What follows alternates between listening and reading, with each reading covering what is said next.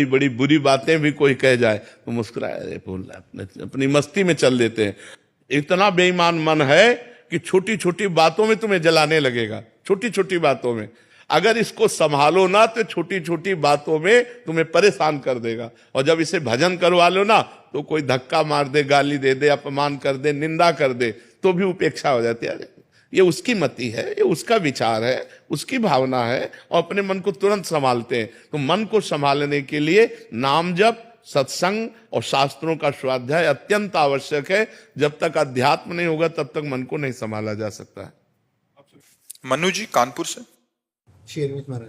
श्री हरिवंश महाराज जी, महाराज जी आप कह रहे हैं कि आप कुछ जने आए हैं और एक ही ऑफिस में काम करते हैं, ऑफिस में भगवत में वातावरण रहे इसके लिए पूरा प्रयास रहता है नाम जप करने का। महाराज जी, कारोबार में आसक्ति हटाने का एवं ऑफिस से जो प्रपंच होता है महाराज जी, उससे बचने का क्या उपाय है महाराज जी? आसक्ति हटानी नहीं है, कारोबार से आसक्ति हटानी नहीं, उसे पूजा समझना है।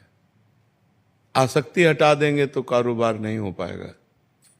और कार्य जब हम भगवान की पूजा, जैसे हम आपसे कहें जाओ आप हमारे लिए दिल्ली जाओ और दिल्ली से आप अमुक चीज खरीद करके लाओ, तो आप बड़े उत्साहित होकर जाएंगे।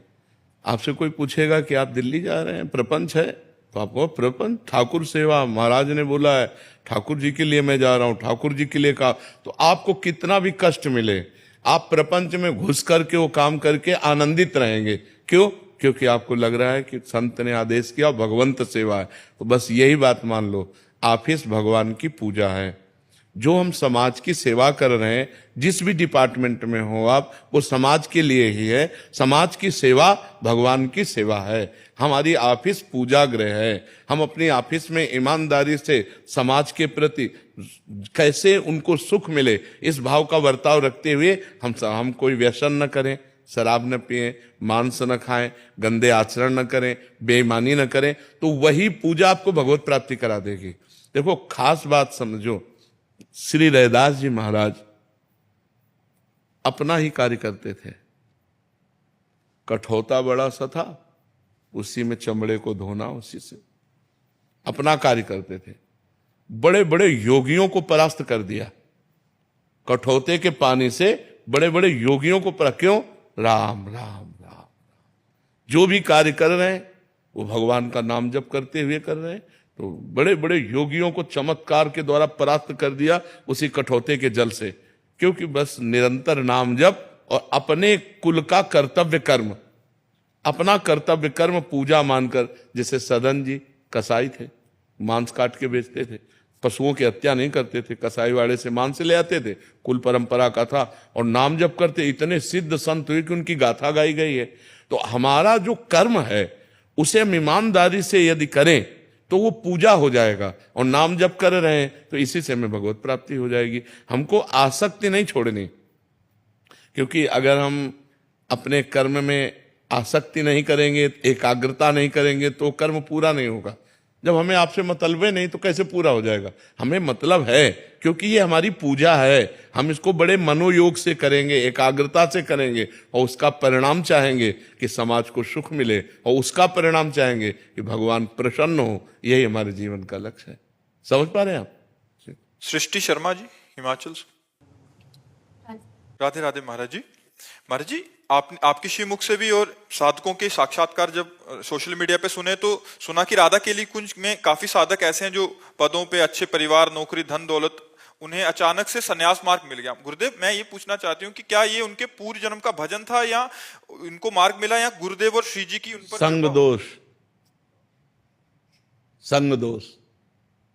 नारद सिख जे सुनय नर नारी, अवश्य भवन तज होए भिखारी। समझ में आया? प्रेमानंद का संग दोष प्रेमानंद का संग दोष लग गया उनको, तो नौकरी पेशा सब छोड़ करके और वो बाबा जी बन गए। तो संग का रंग चढ़ता है, ये संग का प्रभाव होता है, संत संग का प्रभाव होता है। ये नए नए बच्चे एक थोड़ी हैं, हमें लगता है 1500 होंगे, सफेद और सपीले सब लगा करके, और सब नौजवान हैं, 20-22 से लेके 40 के अंतर्गत ही सब है। सब अपने अपने सतमार्ग में लगे हुए हैं, सब अपने अपने कार्य में लगे हुए हैं, सत्संग सुनकर अपने अपने आचरणों को सुधारते हुए भगवान के मार्ग में लगे। ये संत समागम का प्रभाव होता है, साधु संग का प्रभाव होता है। जैसे बहुत से लोग हमारे दीक्षित नहीं हैं, लेकिन वो अपने आचरण सुधार रहे हैं, शराब छोड़ दिए, मांस छोड़ दिए, गंदी बातें छोड़ दी, तो वो शिष्य बने या ना बने, लेकिन साधु समागम का प्रभाव उनका कल्याण कर रहा है, उनका मंगल कर रहा है। तो ये प्रभाव प्रारब्ध से नहीं होता, संत समागम प्रारब्ध से नहीं होता। जब द्रवहि दीन दयालु राघव तो साधु संगति पाइए। जब भगवान कृपा करते हैं, जब द्रवित होते हैं, तब संतों का संग मिलता है। ये पुण्य से नहीं मिलता है, ये प्रारब्ध से नहीं मिलता है। हाँ, अब मोहि भा भरोसा हनुमंता, बिनु हरि कृपा मिले नहीं संता। जब भगवान कृपा करते हैं तब संत समागम मिलता है, और जब संत समागम मिलता है तो उसका रंग चढ़ जाता है, और उसका रंग चढ़ेगा चढ़ेगा, पक्का चढ़ेगा। ऐसा कोई नहीं है कि रंग बरस रहा हो और वो अछूता चला जाए। जैसे काजर की कोठरी में कैसो भी सयानो जाए, दाग लागी है पै लागी है पै लागी है, ऐसे ही साधु समागम में कितना भी नीच पुरुष चला जाए, उसका मंगल होगा, मंगल होगा, मंगल होगा, पक्का मंगल होगा। कुछ न कुछ उसका सुधार शुरू हो जाएगा। जिस दिन से साधु संगति मिलेगी उस दिन से उसकी मति गति परिवर्तित होनी शुरू हो जाएगी। जी। ज्योति शर्मा जी मेरठ से। महाराज जी, भक्ति करके भगवत प्राप्ति जीवन का लक्ष्य होना चाहिए या भक्ति जीवन को सरल बनाने का साधन समझना चाहिए? नहीं, साधन सरल बनाने का नहीं है, सरलता तो एक गुण है भक्ति का। संपूर्ण भक्ति सरलता थोड़ी, सरलता तो भक्ति का एक गुण है। ऐसे शास्त्रों गुण प्रकट करके भगवान को अधीन कर ले, उसे भक्ति कहते हैं। सुमिर पवन सुत पावन नामू, अपने बस कर राखे रामू। प्रेमाधीन भगवान भक्त के पीछे पीछे डोलते हैं, वो भक्ति के सामर्थ्य। केवल सरलता ये तो एक सद्गुण, शांति, निर्भयता, क्या क्या सद्गुणों का भंडार है भक्ति। जो भगवान को अधीन कर ले उसे भक्ति कहते हैं। भगवान का नाम प्रेमाधीन है, भक्ताधीन मना पूज्यो। भगवान भक्त के अधीन है, भगवान भक्त की मन की बात पूर्ण करने वाले हैं। तो भक्ति तो बड़ी सामर्थ्यशाली वस्तु है बच्चा, उसमें केवल एक सरलता ही नहीं है, उसमें तो अपार सद्गुण है। जो भगवान को लुभायमान करके भक्ति के पीछे पीछे, जहां जहां मेरा भक्त चरण रखे वहां वहां रखूं हाथ, पीछे पीछे मैं फिरूं कभी न छाड़ूं साथ। अनुब्रजाम में हम नित्यम पुरे अत्यंगुरेणुमी। मैं भक्तों की चरण रज मेरे ऊपर पड़ जाए इसलिए मैं पीछे पीछे घूमता हूं, भगवान कहते। लेकिन कौन भक्त? निरपेक्षम मुनिम शांतम निर्वैरम समदर्शनम अनुब्रजाम में हम नित्यम पुरे अत्यंगुरेणु भी। जो निरपेक्ष हैं, किसी से कोई अपेक्षा नहीं रखते, जो किसी के आगे हाथ नहीं फैलाते। भक्त कभी किसी से पैसा नहीं मांगेगा। अगर वो पैसा या अपनी किसी बात की फीस लेता है तो वो भक्त नहीं है, वो व्यापारी है। हम भगवान की चर्चा कर रहे हैं, अगर इसकी फीस ले रहे हैं तो हम व्यापार कर रहे हैं, भक्ति नहीं कर रहे। भक्ति सबका, जैसे हमारे भगवान ऐसे आपके भगवान। हम भगवान की चर्चा कर रहे हैं, यही हमें आनंद मिल रहा है। ये हमारा सौभाग्य कि आप सुनने के लिए आए हैं। यही हमारी फीस है कि आप बैठकर सुनिए और सुनकर अपने आचरणों में उतारिए और आप भी भगवान के बनिए। तो भगवान के चरणारविंद की जो आसक्ति, जो भक्ति है, वो कभी बिकती नहीं है। अगर जहां बेचा जाता है तो भक्ति नहीं होती। भक्ति का स्वरूप क्या? निरपेक्षम, कोई चाह नहीं। जिसकी कोई चाह नहीं, अगर चाह रखता है तो भक्त नहीं। जिसकी चाह मिट गई, चाह मिटी चिंता मिटी, मनुआ बेपरवाह, जिनको कछु न चाहिए वो साहन के सा। वो सहनशाह भक्त होता है जिसकी चाह जा ही न चाहिए कबो कछु, तुम सन सहज सने बसो निरंतर तासुर सो राउर निजगे। निरपेक्षम, किसी की अपेक्षा नहीं। और मुनिम, हर समय जो मंत्र का मनन करता रहता है, शास्त्रों का मनन करता रहता है। शांतम, चाहे अपमान की स्थिति हो या सम्मान की स्थिति हो, जो शांत रहता है, किसी भी परिस्थिति में अशांत नहीं रहता। निर्वैरम, जो पूरे संसार में किसी एक से भी शत्रुता नहीं रखता। समदर्शनम, जो सब में भगवान का दर्शन करता है। ऐसे भक्त के पीछे पीछे भगवान डोलते हैं कि उसके चरण रज पड़ जाए, मैं पावन हो जाऊं। तो भक्ति की महिमा जो भगवान को अधीन कर ले, सरलता तो उसका एक साधारण सद्गुण है। जी। बबली जी। राधे राधे महाराज जी। महाराज जी आपसे प्रार्थना कर रहे हैं कि प्रभु हम भी शरणागत हैं, स्वीकार करो तो जाने, अब हमें पतित से पावन सरकार करो तो जाने, ये जीवन नैया जर्जर है, छन छन विनाश का डर है, ऐसे भी एक पथिक को भव पार करो तो जाने। महाराज जी कृपा करें। तुम राधा राधा हर समय उच्चारण करो, जो पद में लिखा है वो हृदय में आ जाए। बात समझना है, जिस समय हृदय में बात आ जाएगी तो हमारे आंखों से आंसू आएंगे और ये आएगा, प्रभु क्या मुझ नीच मुझ पतित को जैसे आपने औरों को पावन किया है, क्या मुझे पावन करोगे। पर इसका भाव तभी माना जाएगा जब हर समय भगवान का सुमिरन होगा, हर समय भगवान का चिंतन होगा। बहुत अच्छे भाव है, ये तो पद है, किसी का रचना है, किसी की लिखी हुई है, पर हम इस पद को तभी मानेंगे जब हर समय हमारे अंदर दैन्यता हो और भगवान का मधुर मधुर स्मरण हो। तो पक्का देखो, हम विषयों की तरफ जाएंगे तो हमारी दुर्गति होगी। खुली बात समझ लो, भगवान ने खुला छूट दे दी। और हम भगवान का भजन करेंगे, हमसे कुछ गलतियां हो रही तो क्षमा हो जाएगा और हमारी सदगति होगी। भगवान का भजन करने वाले की दुर्गति हो नहीं सकती। हम प्रार्थना करें या ना करें, खुली बात समझ लो, यदि हम गलत करेंगे और प्रार्थना करेंगे तो भगवान नहीं सुनेंगे। अगर हम सही चलेंगे तो प्रार्थना नहीं करेंगे तो भी भगवान हमारी जिम्मेवारी ले लेंगे। हमारी बात समझ लो, हम बहुत प्रार्थना भगवान से करें और मनमानी आचरण करें, कभी भगवान नहीं सुनेंगे हमारी प्रार्थना।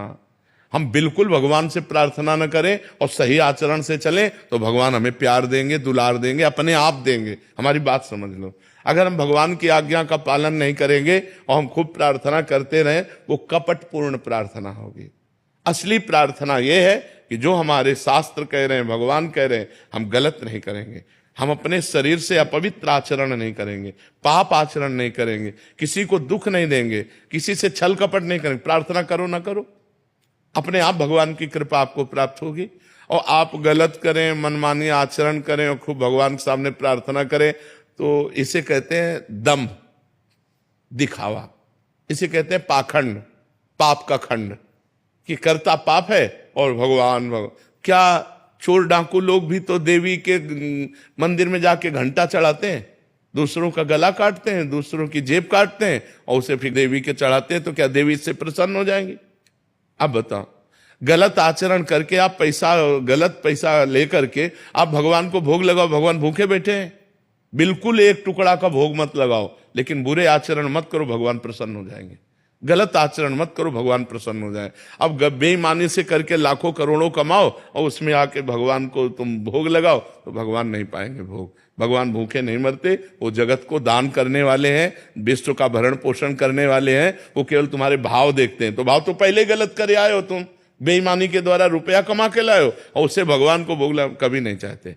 तो हम प्रार्थना भगवान से करें, लेकिन प्रार्थना के साथ ये भी ध्यान रखें कि हमारे आचरण सही होने चाहिए, हमारे द्वारा किसी का गलत व्यवहार नहीं होना चाहिए। और हम खूब नाम जप करें तो प्रार्थना करो या न करो, भगवान आपका जिम्मेवारी अपने आप ले लेंगे। वो सब मम प्रिय सब मम उपजाए, सब भगवान के लाडिले हैं, सब भगवान की दृष्टि में है, सब भगवान के द्वारा ही प्रकट किए हुए, सबको देख रहे हैं भगवान।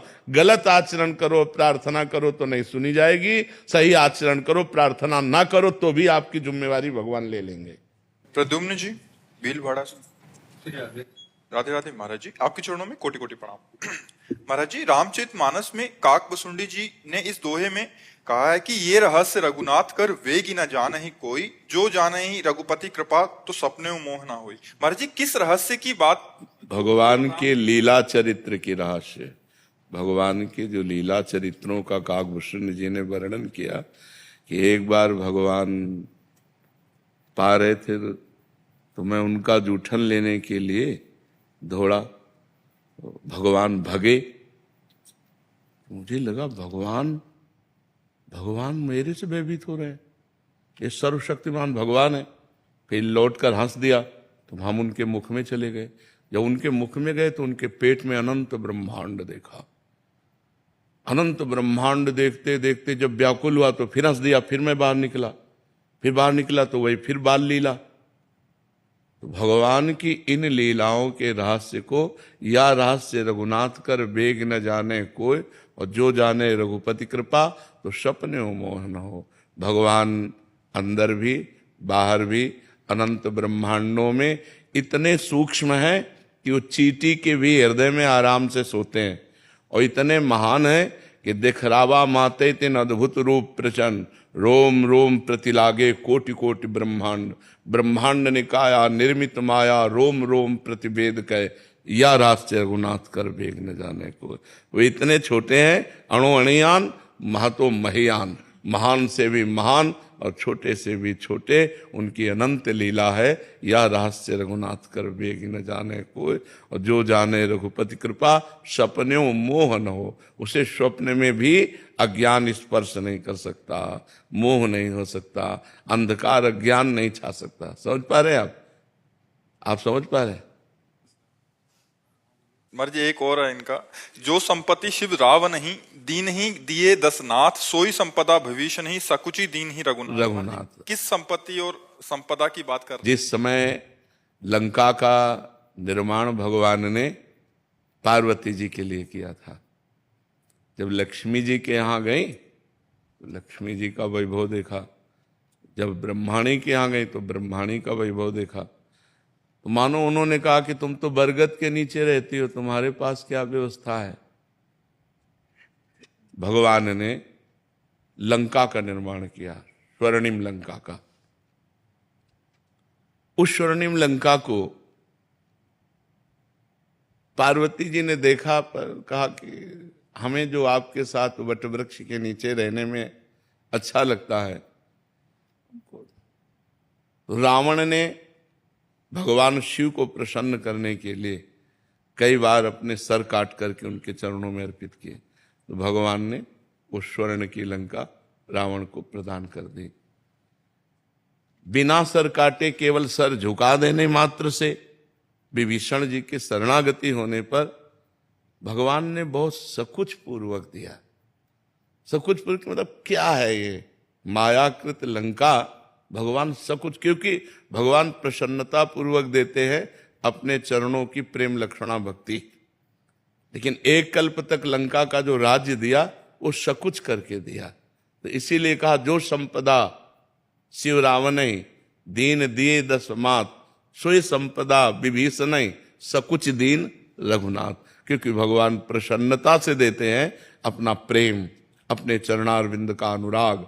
तो भगवान ने अविरल भक्ति भी दी और एक कल्प तक का लंका का राज्य दिया, क्योंकि लंका का राज्य ना देते भगवान, ना देते, अपनी प्रेम लक्षण भक्ति ही देते केवल।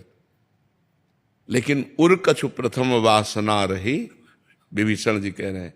जब भगवान के समीप विभीषण जी पहुंचते हैं तो भगवान ने कहा लाओ समुद्र का जल लाओ, और लंकेश कहकर, तो उन्होंने कहा प्रभु मुझे ये नहीं चाहिए, मुझे आपके चरणों का प्रेम चाहिए। तो भगवान ने प्रश्नवाचक चिन्ह से देखा तो बोले हाँ, उर कछु प्रथम वासना रही। जब लात मारा था विभीषण जी को रावण ने, तो विभीषण जी ने उसी समय संकल्प किया था कि मैं भगवान की शरण में जाकर तेरा विनाश कराऊंगा और इसी लंकाधिपति के सिंहासन पर मैं बैठूंगा। तो उर कछु प्रथम वासना रही, प्रभु पद प्रीति सरित शोभहि। अब आपके चरणों का दर्शन किया तो आपके चरणों की प्रेम सरिता में मेरी वासना बह गई। प्रभु भगवान ने कहा नहीं, जो प्रथम वासना रही पहले उसको लो, और जो अविरल भक्ति की बात है वो भी तुम्हें प्रदान करते हैं। तो बात समझ में आई आपके? विष्णु दास जी दिल्ली से। राधे राधे महाराज जी। महाराज जी, जैसे बताया जाता है कि भक्ति करने के लिए भक्तों के सानिध्य चाहिए, वैसे ही महाराज जी अगर त्रुटिवश हमसे भक्तों की निंदा का अपराध हो जाए तो उस अपराध को कैसे? हाँ, उन्हीं भक्त से विनय करो जिनसे हो गया है, और भगवान से विनय करो। ऐसे भगवान नहीं क्षमा करते, भक्त ही क्षमा करते हैं। क्योंकि जब दुर्वासा जी के द्वारा अम्बरीश जी का अपराध बन गया तो भगवान शंकर के पास कैलाश में गए, टिकने नहीं दिया। ब्रह्मा जी के पास गए तो उनका नहीं। तुमने हरिदास का अपमान किया, इसलिए भगवान हरि ही तुम्हें क्षमा कर सकते हैं। वो हरि की शरण में गए तो हरि ने भी नहीं क्षमा किया। भगवान ने कहा अहम भक्त पराधीनो अस्वतंत्र इव द्विज, मैं अस्वतंत्र हूं, परम स्वतंत्र। भगवान क्या कह रहे हैं? इस समय मैं परतंत्र हूं, मैं स्वतंत्र नहीं हूं। अहम भक्त पराधीनो, मैं भक्त के अधीन हूं। ये सुदर्शन चक्र मेरा है, पर मेरे कहने से शांत नहीं होगा। जब तक अम्बरीश जी नहीं कहेंगे तब तक ये शांत होने वाला नहीं। इसलिए जाओ अम्बरीश जी के चरणों में पड़ो और वो क्षमा कर दें तो अपराध क्षमा हो सकता है। तो भक्तन निंदा अति बुरी, भूल करे जिन कोय, किए सुकृत बहुजन्म के, क्षण में डारे खोए।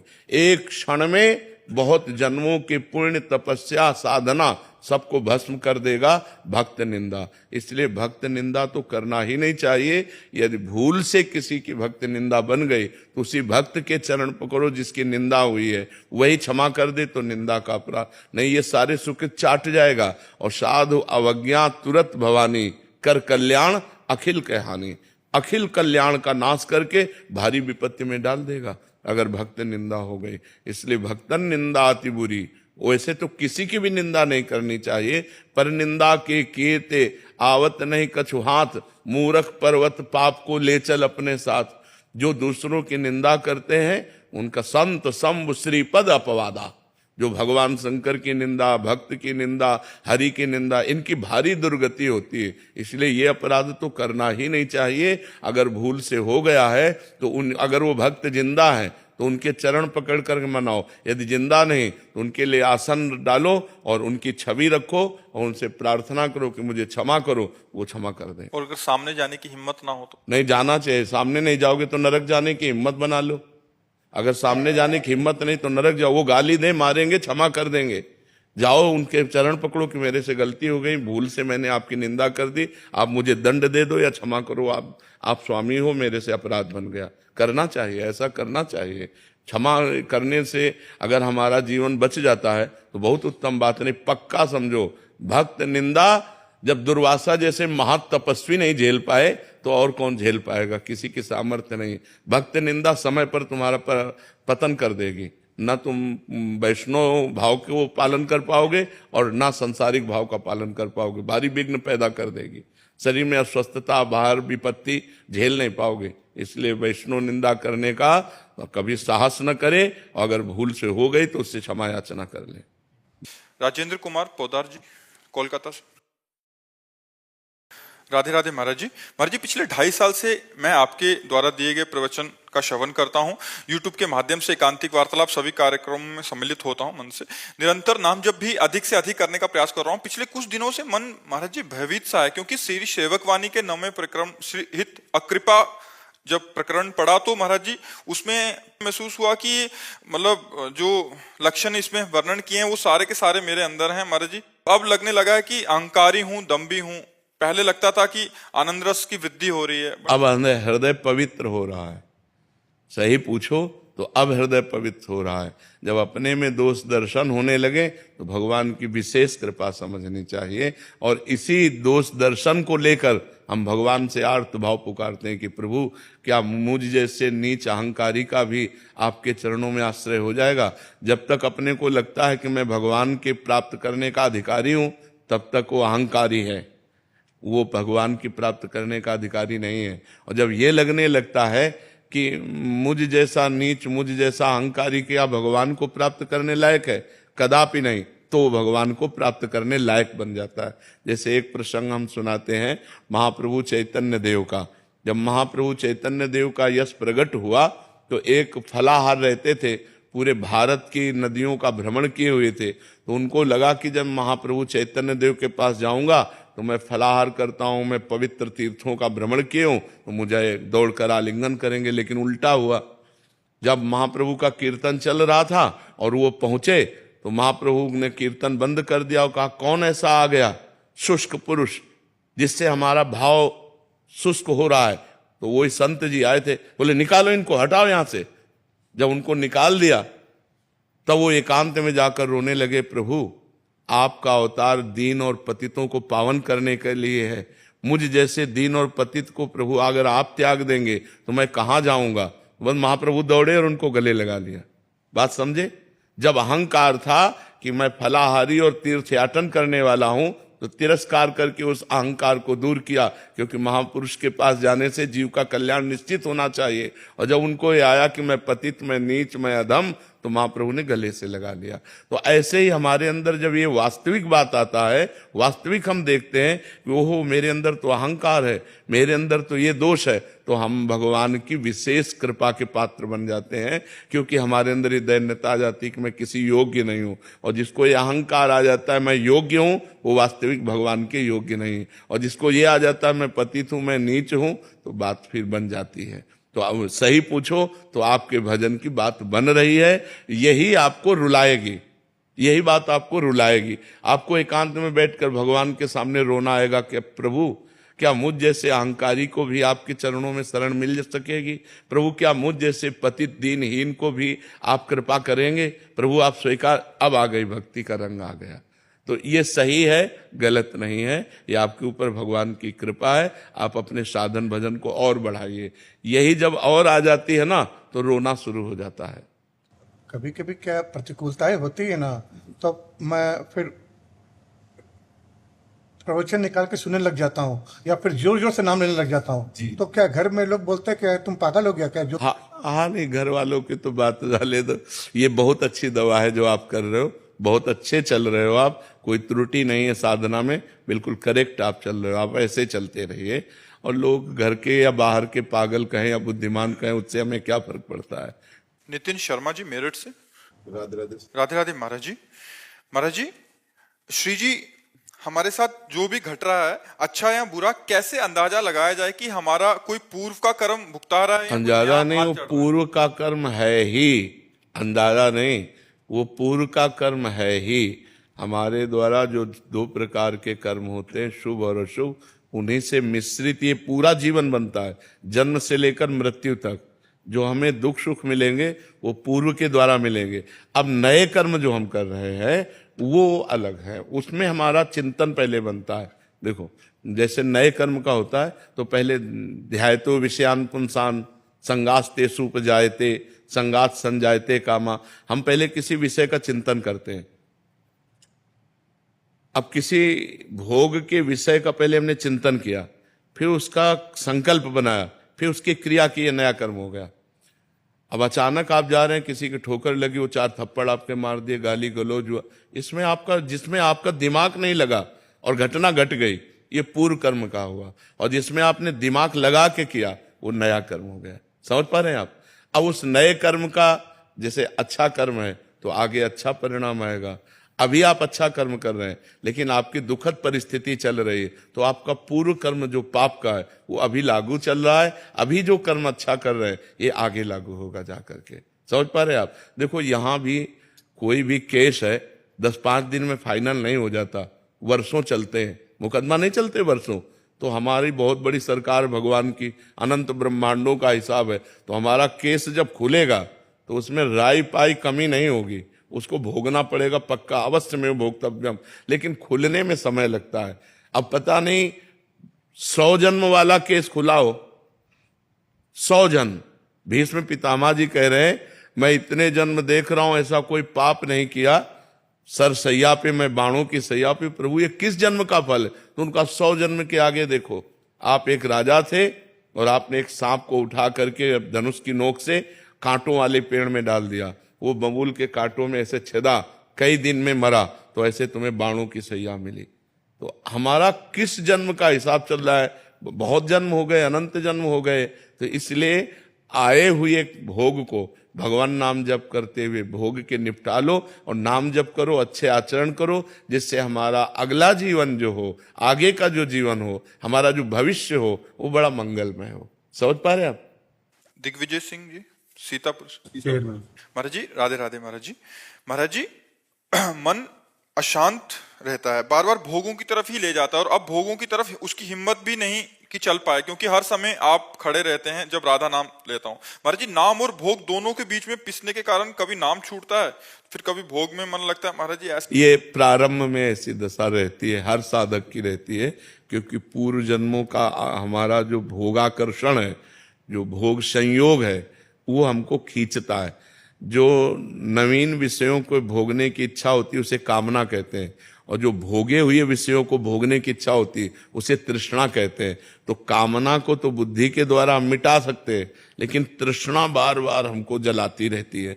तो जब हम नाम जप करते हैं तो कभी भविष्य की चिंता, कभी भूत की बीती हुई बातें, कभी नवीन कामना भोगने की इच्छा और कभी भोगे हुए भोगों की तृष्णा, ये हमारे अंदर आती है। तो हमको क्या करना चाहिए कि नाम में डटे रहना चाहिए। तो नाम इन सबको नष्ट कर देगा, हमें विश्वास रखना चाहिए। जैसे को नाम छोड़िएगा नहीं, अगर नाम छोड़ देंगे तब तो वो घसीट ले जाएंगे, कामना, तृष्णा, वासना, ये हमको पतित कर देंगे। और यदि नाम हमारे पास है तो वो नष्ट हो जाएंगी, वो घसीट नहीं सकती। तो इसलिए उपासक को चाहिए कि उधर की तरफ ध्यान न दे। जब मन, वासना, कामना इन चिंतनों में हमें फंसाना चाहता हो, उस समय हमको राधा राधा राधा राधा राधा राधा राधा। अभी जहाँ बैठे हैं एक साधक बैठे थे, उन्होंने कहा जब ऐसा होता है तो मैं जोर जोर से कहता हूँ राधा राधा राधा, तो घर वाले लोग एकदम आ जाते हो, कहते पागल हो क्या चिल्ला बैठे। बोले हमारी तो समस्या है, हम अंदर की समस्या को हटाने के लिए, लेकिन घर वाले लोग आ जाते, क्या हुआ, राधा राधा राधा राधा आप इतनी जोर से बोले। तो लोग कुछ भी कहें, जब अंदर हम फंस रहे हों तो उस समय एक ही उपाय, जोर जोर से पुकारे राधा राधा राधा।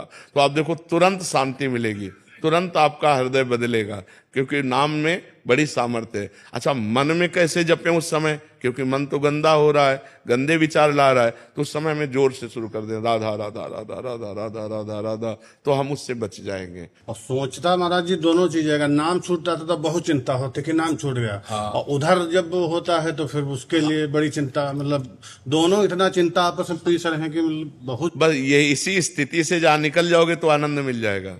अब ये स्थिति कितने दिन आपकी बनी रह सकती है, आप जितना अधिक नाम जप करेंगे उतनी जल्दी से स्थिति से निकल जाएंगे। ये आपकी स्थिति नहीं है, ये हर साधक की स्थिति है। जैसे साधक चलता है तो भोग छोड़ने की चेष्टा करता है, भगवान को पकड़ने की चेष्टा करता है। महाराज जी ने भोग तो कर ही नहीं सकता, क्योंकि आप राइफल लिए बिल्कुल सामने कि भोग की तरफ जा ही नहीं सकता है, भोग तो खत्म। कभी कभी कार्य व्यस्तता है तो नाम छूट जाते हैं कार्यों में। हाँ, तो उन कार्यों को भगवान को समर्पित कर दे।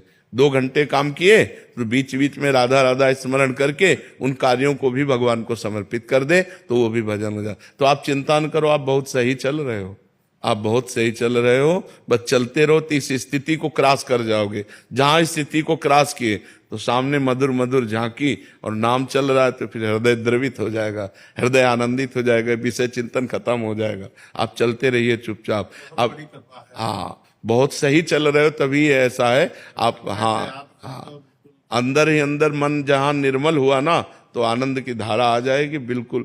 और हानि तो होनी नहीं। जितना नाम जप कर लिया है, तुम्हारा मंगल किए बिना छोड़ेगा नहीं, पक्का समझ लो। तुम्हारा आगे मंगल ही मंगल है, आनंद ही आनंद है। इस जन्म में जिस कर्म से शरीर बना है, वो हो सकता है दंड आ जाए, हो सकता है शरीर में रोग, जैसे तो हमारा कर्म आ गया ना, अब वो हमारी किडनी को फेल कर दिया। तो इस शरीर का निर्माण शुभ और अशुभ कर्म से हुआ, लेकिन इस जन्म के जो हमारे कर्म है वो हमारा श्री जी से मिला के मंगलमय आनंद। ऐसी स्थिति में भी भगवान की चर्चा हो रही, भगवान का आनंद हो रहा है। तो इसलिए बहुत आनंद का विषय, घाटे का विषय नहीं, मंगल ही मंगल होना है। नाम जपत मंगल दिशि दशहु, 10 दिशाओं में मंगल होना है। अब लोक परलोक कहीं भी जाओ, आनंद ही होना है। अब कोई पतन नहीं होना। नामे भक्ता प्रणश्यति, मेरे भक्त का पतन नहीं हो सकता। यमराज जी अपने दूतों से कहते हैं, जब अजामिल वाला प्रसंग आया कि जिसके गले में कंठी बंधी, मस्तक पर तिलक और मुख में नाम है, भूल कर उधर मत चले जाना, भूल कर भी उधर मत चले जाना। तो मतलब यमराज का पार्षद तो आएगा नहीं लेने, अपने स्वर्ग जाना नहीं, क्योंकि स्वर्ग की इच्छा नहीं है। तो हमें भगवान ही मिलेंगे, हमारा मंगल ही होगा, इसमें कोई हानि नहीं है। गुरुदेव भगवान, ये जो स्थिति आप बता रहे हैं साधक की कि प्रत्येक के साथ होती है, तो इसमें प्रत्येक के समय अवधि भी अलग अलग भजन की तीव्रता, व्याकुलता। अब जैसे इनकी भजन की व्याकुलता बढ़ती है, कह रहे हैं कि हमारे जब भोगों की व्याकुलता बढ़ती तो आप हमें खड़े दिखाई देते हो। तो ये इनकी तीव्रता है कि वो भोगों से बचा करके, गुरु को सामने रख करके और भजन बढ़ाते चला तो जल्दी क्रॉस कर जाएंगे। अब जैसे कभी भोग भी लिया और कभी भजन भी कर लिया, तो ये लंबा समय चलेगा। और जो ऐसे कि भोगों की तरफ तो जा ही नहीं सकता, भोग तो हो ही नहीं सकता, गलत काम तो हो ही नहीं सकता। बोले क्यों नहीं हो सकता? बोले आप खड़े हो, मान लो गुरु खड़े हैं, इष्ट खड़े हैं, तो जिसकी ऐसी मंगलमयी भावना है कि जहां पतन होना है वहां गुरु और इष्ट को देखता है, तो उसकी तत्परता बहुत प्रवीण है और वो क्रॉस कर जाएगा, जल्दी क्रॉस कर जाएगा। और जो है कि यार भजन तो करना ही है जिंदगी भर, भगवान तो मिल ही जाएंगे, उसका बहुत लंबा समय जाएगा। वो बहुत हो सकता है जन्म जन्मांतर अभी भटकना पड़े, क्योंकि जब तक असत भोगों का त्याग नहीं होगा तब तक क्रॉस नहीं कर पाओगे इस स्थिति को, असत भोगों का। अब जैसे गृहस्थ है, काम सताए, अपनी पत्नी से मिल लिए तो ये इनके भजन में बाधा नहीं पहुंचाएगी, लेकिन पराई माताओं बहनों की तरफ से गंदी दृष्टि बिल्कुल बंद कर दे तो वो क्रॉस कर जाएगा। समझ पा रहे हैं? जैसे आपकी अवस्था है तो आप ब्रह्मचर्य से रहिए, आप कोई गलती मत कीजिए, खूब नाम जप कीजिए, तो आप क्रॉस कर जाएंगे। अब ये हो सकता है कि वर्ष में क्रॉस करें, 2 वर्ष में क्रॉस करें, 10 वर्ष में क्रॉस करें। आपका भजन शैली कितनी है इसको तो आप ही समझ सकते हैं ना, या भगवान समझ सकते हैं। अब बाहर से तो नहीं जाना जा सकता कौन साधक कितना भजन कर रहा है अंदर, वो तो गणना वाला भजन थोड़ी होता है। भजन का तात्पर्य होता है वृत्ति का चिंतन होना, तुम्हारी वृत्ति भगवदाकार होनी चाहिए, तुम्हारा अंदर का चिंतन प्रभु से होना चाहिए। समझ पाए ना? शिल्पी यादव जी। राधे राधे राधे राधे महाराज जी। महाराज जी, आप कह रहे हैं आप एक खेल कूद के उसमें हैं, 9 साल से गेम खेल रहे हैं, गेम के बदौलत उनकी नौकरी लगी, नेशनल और इंटरनेशनल लेवल पे खेलने का मौका मिला महाराज जी। पर जब से आपको सुनने लगे हैं तब से खेल में अरुचि से होने लगी है, मन भक्ति में ज्यादा लगने लग गया है महाराज जी। लेकिन ऐसा नहीं है, ऐसा नहीं है। भक्ति हम जिस डिपार्टमेंट में होते हैं उसी में सच्चा बनाती है। हम एक सच्चे खिलाड़ी बने, भगवान का नाम जप करते हुए हम एक सच्चे अच्छे खिलाड़ी बने। आपके विजय से भारतवासियों को सुख मिलता है। जैसे कोई अपने भारत का किसी भी खेल में विजय प्राप्त करता है तो ऐसा लगता है मानो मुझे ही नंबर मिला हो, मानो मैं ही जीता हूं। हर भारतवासी को लगता है, भारत वाला जब विजय को प्राप्त होता है, चाहे क्रिकेट हो चाहे कोई भी खेल हो, तो हमें लगता है हम ही विजय को प्राप्त हुए। इतने भारतवासियों को सुख मिलेगा यदि आप जिस खेल में हो बहुत अच्छे खिलाड़ी बनकर नाम जप करते हुए और अगर विजय को प्राप्त करें तो ये हमारी भक्ति का स्वरूप होगा। अरुचि नहीं होनी चाहिए। अगर हमारी अरुचि हो जाएगी तो फिर भक्ति का मतलब मार्ग सही नहीं बैठेगा। क्यों? अब जो जिस पद पे उसको अरुचि हो जाए, जो जिस काम में उसको अरुचि हो जाए तो सब काम ही बंद हो जाएंगे? नहीं, भक्ति सही मार्ग पर कदम बढ़ाने की प्रेरणा देती है। जैसे कोई पदाधिकारी है तो निर्दोष को छोड़ देना, दोषी को दंड देना और परफेक्ट बिल्कुल घूस ना लेना, खूब नाम जप करना, धर्म से चलना, ये भक्ति सिखाती है।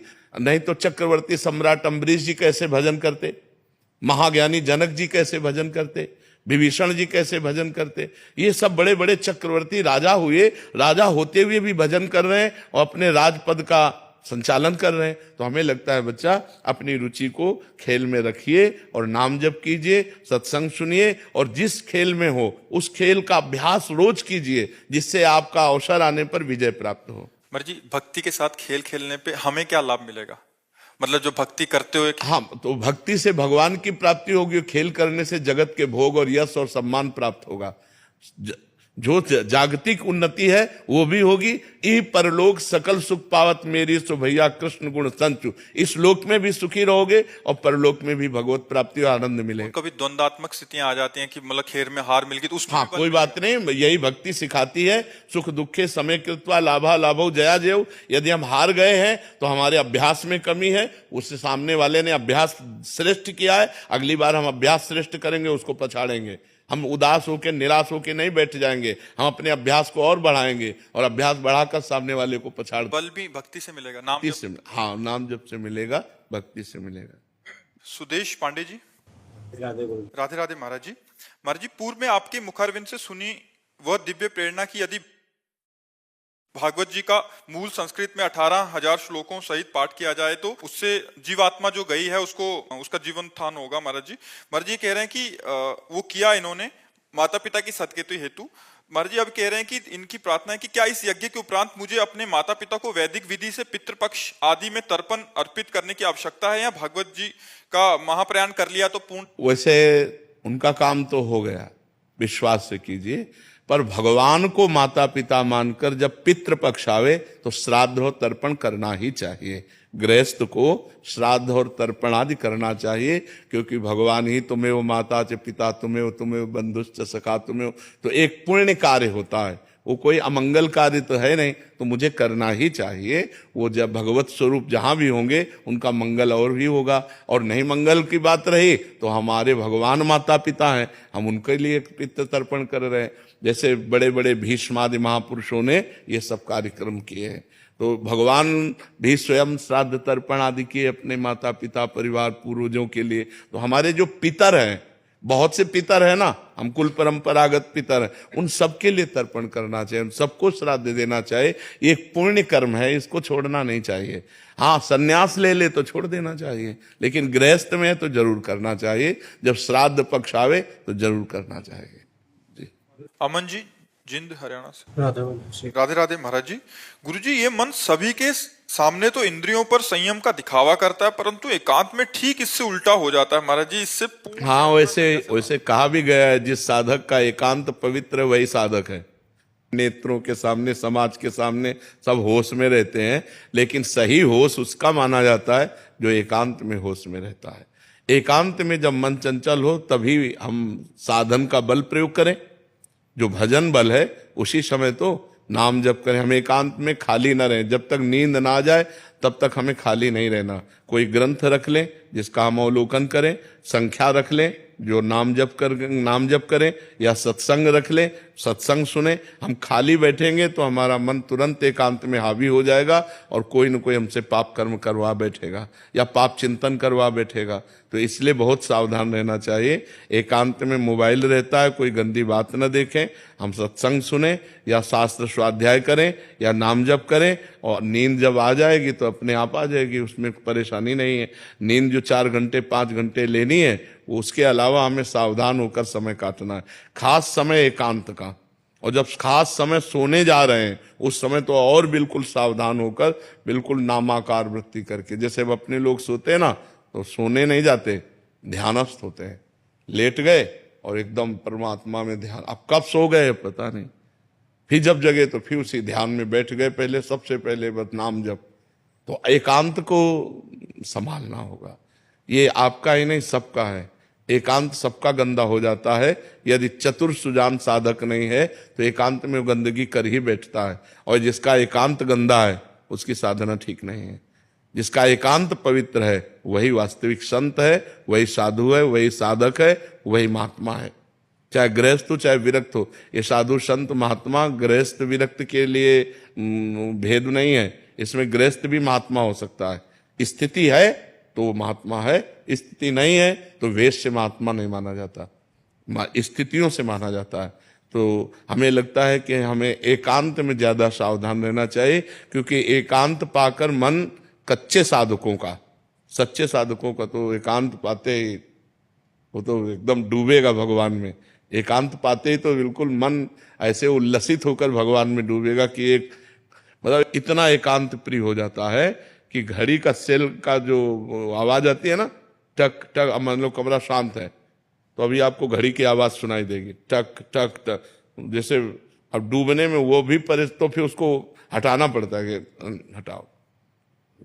एकांत में वो बहिर्मुख भोगों का चिंतन या बहिर्मुख बातें, जो कच्चे साधक हैं, अभी जो प्राथमिक स्थिति के साधक है, उनका जो छलांग लगा चुके हैं आध्यात्मिक, उनका तो एकदम एकांत होते हैं और एकदम शांत परमात्मा में डूब गया। और जिसका अभी विषय रस भोगने की लालसा बनी हुई है उसको बहुत परास्त कर देता, बड़ी दुर्दशा कर देता है। एकांत में नाना प्रकार के कुकृत्य करवा देता है। जहां एकांत हुआ तो वहां वो हावी हो जाता है। इसलिए उस समय बहुत सावधान रहना चाहिए। ये 4 बातें याद कर ले, नाम जप, शास्त्र स्वाध्याय, सत्संग और सद्विचार, इनके द्वारा हम एकांत को व्यतीत करें। एकांत में ये जरूर लागू करें। ऐसे उड़िया बाबा के उपदेश ऐसे हर समय जीवन भर सिराने रखा है। जब सोने जा रहे होते, जहां देखा मन चंचल हो रहा, फौरन खोला, 2-4 सूत्र पढ़े एकदम चिंतन में, बस जैसे कोई बंदूक रख के पढ़ता है ना, ऐसे आसपास सब माला, झोली और ग्रंथ आसपास बिल्कुल सिराहने, जरा सा मन भटका तुरंत ग्रंथ खोला, तुरंत जरा सा मन भटका माला उठाया बैठ गए, उसको रोकना है। अगर उसको रोक लिया, एकांत पवित्र हो गया तो बढ़िया पवित्र हो गया जीवन। रानी अग्रवाल जी, लखनऊ। राधे राधे। राधे राधे महाराज जी। महाराज जी, मेरा प्रश्न है कि जब हम भोजन प्रसादी पाते हैं तो लास्ट कवल लेते हैं, उसमें पता लग जाता है कि हमारा पेट भर गया है। इसी से जब हमारे जीवन का अंतिम समय आ जाता है तो क्या कुछ घंटे, 2 दिन या 15 दिन पहले हमें संकेत ये मिलता है? पुण्यात्मा महात्माओं का, ये कोई भोजन नहीं है। भोजन की प्रक्रिया से मृत्यु की प्रक्रिया को नहीं जोड़ा जा सकता। अंतिम समय उनको पता चलता है जो महात्मा होते हैं, निरंतर भजन करते रहते हैं, उनको संकेत हो जाता है कि अब हमारा आज शरीर पूरा हो जाएगा। जिसे पूज्यपाद उड़िया बाबा जी महाराज, वो सुबह सुबह उठे और कहा भाई आज यहाँ स्मशान होगा, तो कोई समझ ही नहीं पा रहा था कि मतलब क्या, और बस जाकर के प्रवचन किया 2 श्लोकों का कि जिसका जन्म निश्चित है उसकी मृत्यु निश्चित है, आत्मा का ना जन्म है ना मृत्यु है। तो कोई समझ नहीं पा रहा था कि मतलब क्या है इन श्लोकों का। और बस सत्संग में बैठे, आनंद ब्रह्मचारी प्रभुदत्त ब्रह्मचारी की भागवती कथा कह रहे थे, बाबा ऐसे शांत बैठे थे। इतने में वहीं आश्रम में रहने वाला एक भगवान दास नाम था, वो आया और उसने कहा लाओ मैं मोरछल करता हूं। तो मना कर दिया कि नहीं तुम्हें नहीं देंगे, क्योंकि मोरछल के लिए पर्सनल जन होते हैं। अब वो गया और गड़ासा जिससे चारा काटा जाता है, वो गड़ासा छुपा के ऐसे लाया और बाबा के ऐसे 6 इंच गड़ासा घुस गए, ऐसे 4-5 गड़ासे जोर से मारे। खुली चांद बाबा की तो ऐसे फव्वारे जैसे उड़ते हैं, ऐसे खून के फव्वारे उड़े। बाबा ओम, बाबा को सुबह पता था कि आज ये घटना होने वाली है। तो जो सिद्ध महापुरुष होते हैं, जो पवित्र आत्मा होते हैं, उनको संकेत हो जाता है कि उनकी मृत्यु का इतना समय रह गया है। सबको नहीं होता, सबको नहीं। नाचते नाचते लोग नहीं मर जाते, देखो ना, खाते खाते मर जाते। कवल भोजन मंगाया होटल में और ऐसे बैठे ऐसे किया मर गए। अगर उनको पता होता तो काहे को कहते। पता होता सिद्ध पुरुषों को, जो भगवान का भजन किए हैं, जिनकी आत्मा निरंतर परमात्मा में जुड़ी रही, उनको पता चलता है। संसारिकता नहीं है ये भोजन पाना, संसारिकता, लेकिन मृत्यु संसारिकता नहीं कि जैसे आखिरी कवल को पता लगता है हमारा हो गया, ऐसे ये सिद्ध पुरुषों को होता है जिन्होंने भजन किया है। साधारण प्राणियों को तो पशुओं की तरह मर जाते हैं, उनको क्या पता। पशुओं की तरह जन्मे, पशुओं की तरह आचरण करते रहे और पशुओं की तरह मर गए। जो मनुष्य रूप में जन्मे और भजन करके भगवान के चिंतन में पूरा जीवन व्यतीत किया, ऐसे सिद्ध महापुरुषों को अंतिम निर्णय आ जाता है कि आपका 1 घंटे में 2 घंटे में शरीर पूरा होने वाला है। जैसे यहाँ राधा टीला है ना, राधा टीला के महंत जी थे, तो उनको खून की उल्टी हुई तो रामकृष्ण मिशन ले गए। तो रामकृष्ण मिशन में वो कहा कि यहाँ तो ठीक नहीं होंगे, आगरा ले जाना पड़ेगा। तो उनका हम वृंदावन से बाहर नहीं जाएंगे। आए, रात अपने यहाँ कुटिया में व्यतीत की। सुबह कहा जल्दी करो, जल्दी ठाकुर जी को स्नान कराओ, जल्दी ठाकुर जी को भोग लगाओ और प्रसाद लाओ, चरणामृत लाओ और सब बैठो। कुंज बिहारी श्री हरिदास, कुंज बिहारी श्री। उनको सुबह पता हो गया कि आज मेरा शरीर छूटेगा। तो पहले सब पूरी, जैसे भाई जी से हनुमान प्रसाद पोद्दार जी, सबको बुलाया, सबको बुला के कहा हमसे जो कोई मन वचन कर्म से गलती हुई हो सब क्षमा करना। आज हम प्रिया प्रीतम के यहाँ जा रहे हैं। और ऐसे जैसे कोई बारात नहीं जाती, ऐसे सब भीड़ लगी हुई है और सबसे हाथ जोड़कर ऐसे पर। ये सिद्ध पुरुष जो भगवान का भजन करते हैं, भगवान को प्राप्त होते हैं, ऐसे महापुरुषों को पता होता है कि हमारा कब शरीर छूटने वाला है। अन्यथा अज्ञानी जीवों को नहीं पता होता है। अपनी मृत्यु के समय को आगे टाल भी सकते। क्यों टाल सके? क्योंकि जोई जोई प्यारो करे सोई मोहि भावे। वो अपनी इच्छा रहित महापुरुष है। इच्छा रहित महापुरुष क्यों इच्छा करेंगे? अंतिम समय क्यों अपनी बात बिगाड़ेंगे? इच्छा करना अपनी बात बिगाड़ना है। जोई जोई प्यारो करे सोई मोहि भावे। प्यारे की इच्छा बुला रहे तो मेरी इच्छा क्यों हो जाए कि मैं आ रहा हूं? प्यारे बुला रहे तो दौड़ के जाऊंगा, तो वो तो अपने शरीर को छोड़कर, शरीर से प्यार थोड़ी होता। योग साधन में योगी जन तो महाराज जी आपने एक बार सुनाया था कि वो 1400 चांगदेव जी। नहीं, ये भगवत प्रेमी जन थोड़ी हैं। प्रेमी जनों का मार्ग अलग है, योगी जन। हाँ, योगी जनों का अलग है। वो जी सकते हैं, लेकिन वो क्या क्या थे? सिंह पर सवार हुए, सांप की चाबुक ली, लेकिन ज्ञानदेव जी के सामने क्या थे? बालक थे, कोरे बालक थे, कुछ नहीं, 1400 वर्ष जी गए, लेकिन उनके अंदर कोई भी भागवतिकता तो नहीं थी। ज्ञानदेव ने दिखाया कि चबूतरा चल पड़ा, जड़ चबूतरा चल पड़ा। तो उनका तुम कोरे कागज हो, अभी केवल अपनी श्वास वायु को रोककर जीना सीखे हो, लेकिन जीवन का जो रंग है वो ब्रह्मबोध या प्रेम दोनों नहीं प्राप्त है। तो वो योगी जन अपनी प्राणवायु को रोक करके मृत्यु के आगे अपनी आयु बढ़ा लेते हैं, लेकिन उससे कोई लाभ नहीं है। लाभ है भगवत प्रेम तत्वबोध, जो ज्ञानदेव जी से मिलने के बाद चांगदेव जी को हुआ। भक्ति मार्ग में ये भक्ति मार्ग में जोई प्यारो करे, ज्यों ज्यों राखत हो त्यों त्यों रहियत हो हरि। जैसे जैसे आप रख रहे हो वैसे वैसे हम रह रहे। भक्ति की अपनी कोई इच्छा ही नहीं होती, वो भगवान की इच्छा में अपनी इच्छा को मिला देता है। भगवान चाहे अभी बुला ले, भगवान चाहे 100 वर्ष